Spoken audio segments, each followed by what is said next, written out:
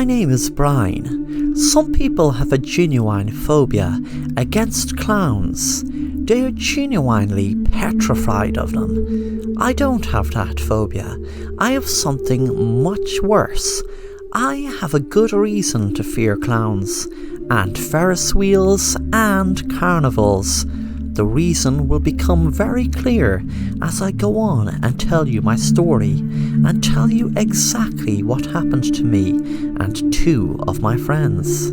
After this story, you will see why I never ever visit a carnival when it visits my town. It was a few years ago me and my friends visited the local carnival, and at the time we had so much fun. You see, it wasn't what happened to us in the carnival freaked us out, no way. It was what happened afterwards. We were eating popcorn, we went on the Ferris wheel, and laughed so much at the silly clown who was extra funny. But that night when I got home, I was tired and went straight to bed. I must have fell asleep fast because I had such a bad nightmare that the clown in the carnival was holding a knife up to me and was about to kill me. There was all weird stuff happening in the nightmare. The next day in school, I was telling my friends about the nightmare, and they surprised me and shocked me by explaining to me in detail the same dream. But instead of what happened to me in the dream, it happened to them when they had their dream. Exactly the same, besides them being killed instead of me. Things don't end there though. The weirdest part about it is that no one in my town remembered any carnival coming this year. They said the last time the carnival came was last year. Me and my friends didn't have a clue what was happening because the three of us knew we were all at the carnival just 2 nights ago, and that night we all had the same dream. When the summer came, there was a poster for the carnival out, and to my surprise there was a photo of the exact same clown that tried to kill me in my dream. And before the dream, I have never ever laid my eyes on the clown. I froze in fear, knowing that it was exactly the same clown that was in my dream, and wondered how the hell this was happening. It's not as if I had a memory of a clown like him before. Me and my friends stayed away from the carnival for the whole 5 nights they were there. The day after the carnival left, there was pandemonium around my town, as there were 2 kids missing. People were putting up posters, and when I looked at the posters, I saw 2 of my friends' faces. I felt content knowing I had stabbed and killed both of them, but I didn't know why. They were my friends. But then I heard a voice inside my head telling me, "You have passed this incredible plan of mine. I conducted from the other side. I was a killer in your town years and years ago, so many years that folk today would have forgotten about me. Yes, but I hate that they forgot about me.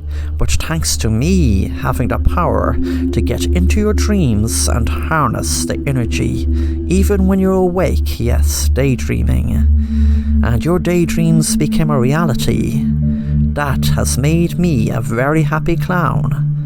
I looked in the mirror and snapped out of my daydream, and when I looked in the mirror, I was dressed as a clown and was just after stabbing myself in the neck."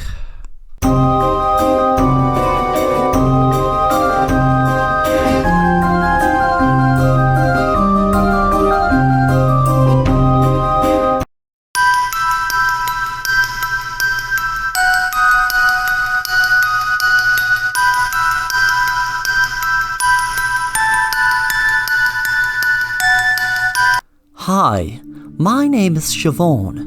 I was really stressed lately and needed a break away, so decided to pack up work for a week and book myself into a lovely looking hotel in a really nice resort in Florida. Judging by the photos online of it, the place was exactly what I needed.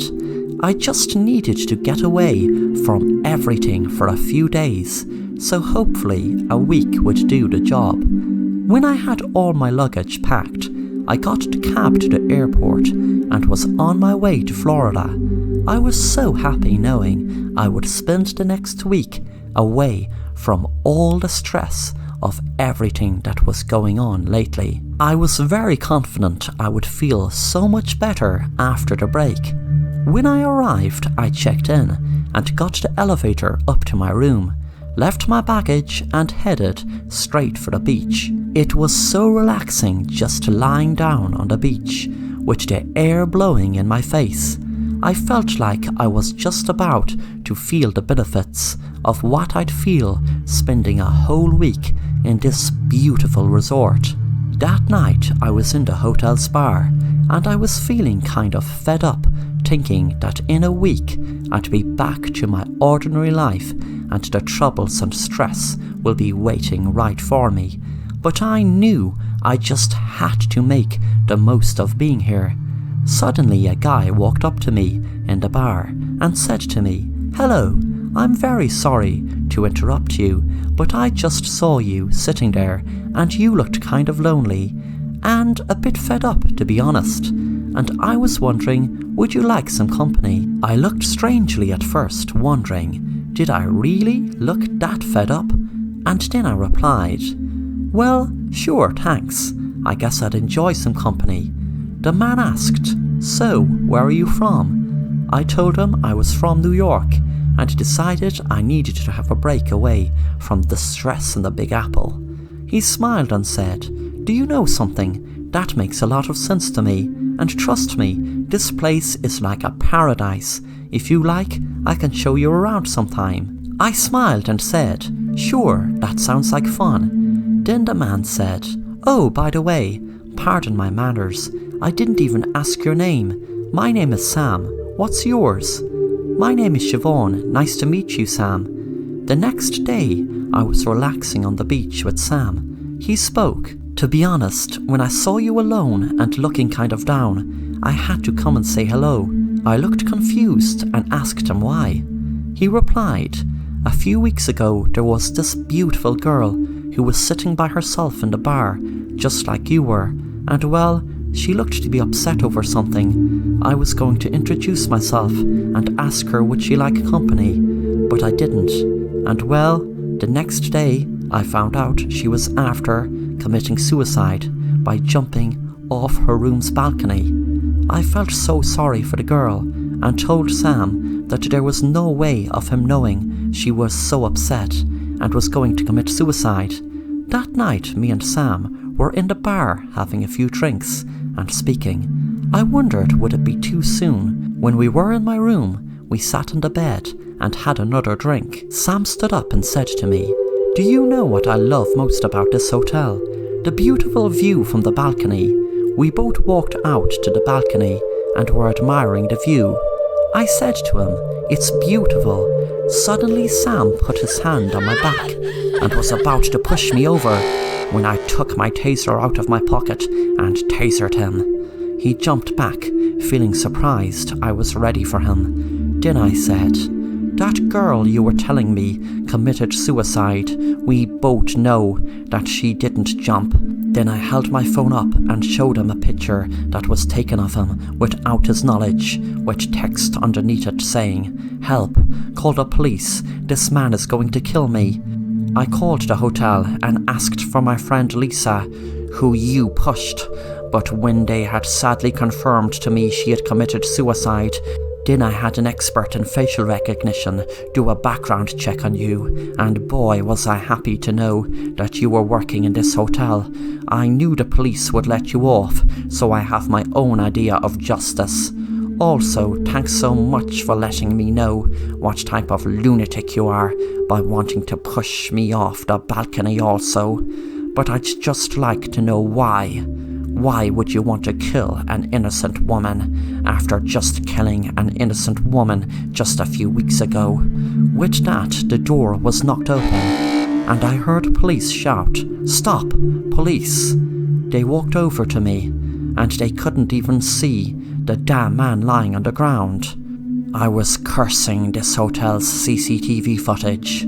for picking up my face and letting them finally see me when they were looking for me for months. And I was wondering why, because I knew I was on the run, but didn't know why. It was months later I had learned there was no man. I suffer from a condition called dissociative disorder, which means I was the man, but there was never a man, and it was me who killed my friend.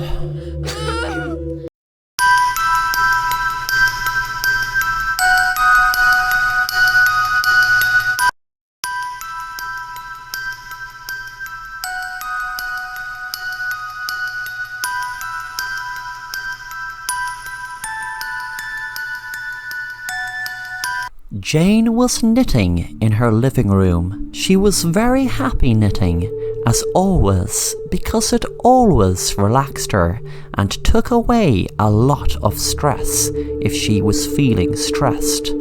Suddenly, she spotted something out of the corner of her eye. There was a woman who seemed to be exhausted, resting up against her wall outside.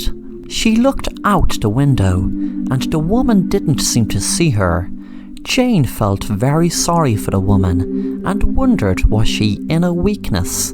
So she went outside and asked her would she like to come into her house for a cup of tea.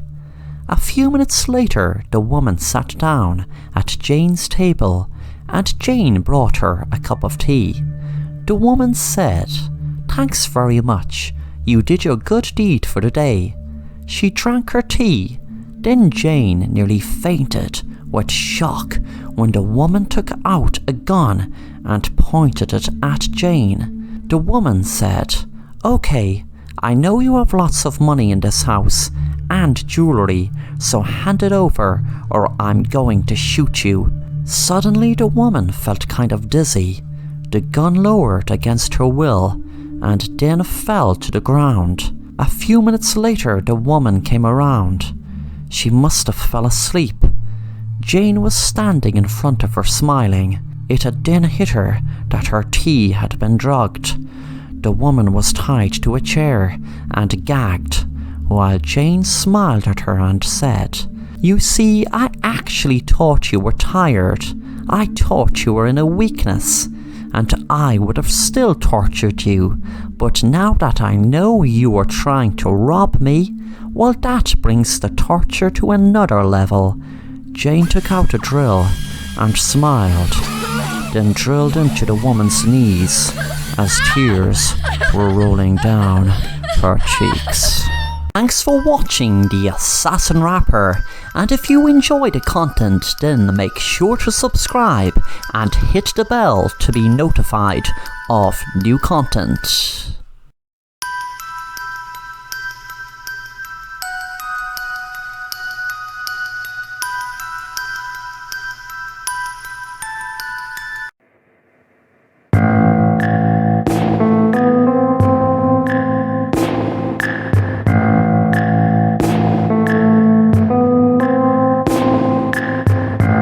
Sam was on social media for a few years now, but didn't get half of the views he would have liked.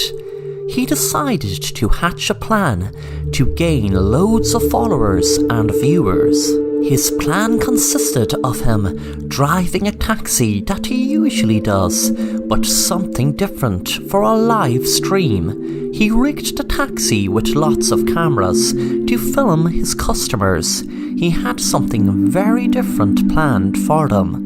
That difference was that he would have a needle in the back seat full of poison, and each customer who gets in would be killed from the poison going into their back. The needle tips were spread all over the back, so no matter where they would sit, they would get jabbed.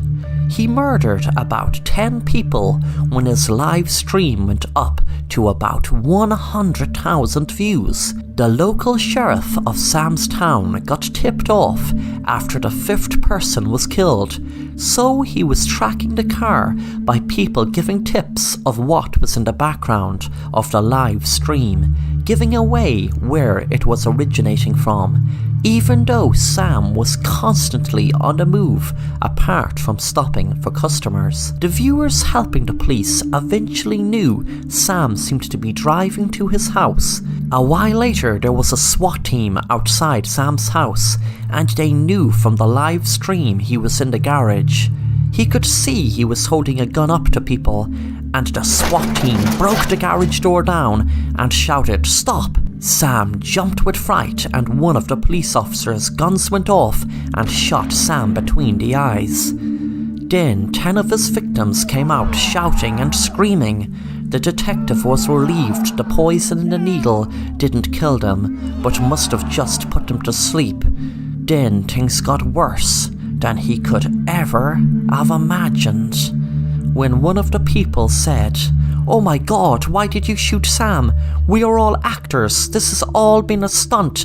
None of us were killed. Those needles were just rubber. They weren't real needles. We were just helping Sam stage a fake, crazy live stream of him killing people." The sheriff checked Sam's pulse. He was dead, and they realized he was guilty of staging a fake mass murder spree.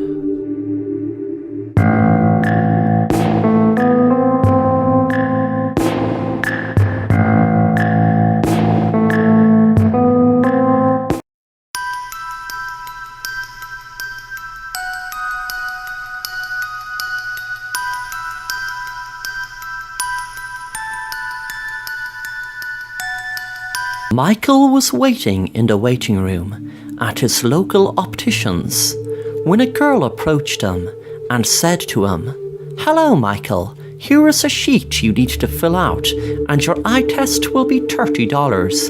And if you would like a full 3D scan of your eye to see will there be any problems for you within the next 4 years with your eyesight, then it will be another $25. So you can tick the box if you'd like to have the scan as well as the eye test, and someone will be down to see you for your eye test very soon. Thank you." Michael thanked the girl and filled out the sheet. He decided to get the scan done, considering it a very good idea to know if he will have any problems with his eyes down the road. And 4 years is a very good time range to know beforehand. When Michael entered the room, he was told to rest his chin on a chin rest and look through 2 holes while a girl introduced herself as Sarah. She asked him various questions, which colour was better for him, red or green, and the test went on a few minutes. It ended with Michael having to read out different letters from different lines. Sarah asked, "Could you read the top 3 lines please, Michael?" Michael said, "E, F, P, T, O, Z. Sarah said, "Very good. Now could you please read the 4th line?" He read them, L, P, E, D. Very good. Now if you could read the last few lines please, but it will be getting a bit harder. Michael was pleased to be able to read them. P, E, C, F, D, E, D, F, L, O, P, Z, D, D, E, F, P, O, T, E, C, L, E, F, O, D, P, C, T. Then it came to the scan. Michael was asked to put his eyes on the chin rest again. While his eyes were being scanned, Sarah was looking at her screen, afterwards explaining to Michael that everything with his eyes was in great health, and he just had to get a bit stronger prescription for his glasses. Michael chose a red pair of glasses and was very happy everything seemed okay. That night when he got home, it started first. He kept getting a vision of some man in a black suit shooting him. He found out by the opticians they had no person by the name of Sarah working in the opticians. He put it down to the eye test why he was getting these crazy visions. The visions went on for months and months of the man shooting him. One night when he was walking, he got such a fright as the man who was in his visions who shot him was walking towards him. Michael panicked when he saw the man put his hand in his pocket, guessing it was a gun to shoot him, so Michael couldn't think of anything else but to push the man into a car that was just passing. The man lied on the street, and before he died he said to Michael, "I just wanted to give you back your wallet you dropped." A week later, Michael was arrested for murder and realised that it wasn't only the optician could see what happened to his eyes in the next 4 years, but he could see what happened to him. But he couldn't figure out, why did the man only want to give him back his wallet when he had visions that he was going to kill him? He'd only wanted to give him back his wallet. That's what Michael could not figure out. Suddenly, when he was walking out of court, being convicted of murder, a man exactly like the man he killed walked up to him and pulled out a gun and said, "You bastard, you killed my twin brother," and he shot Michael between his eyes. Thanks for watching The Assassin Rapper, and if you want to stay up to date on new content, then please subscribe and be sure to hit the bell to be notified on new content.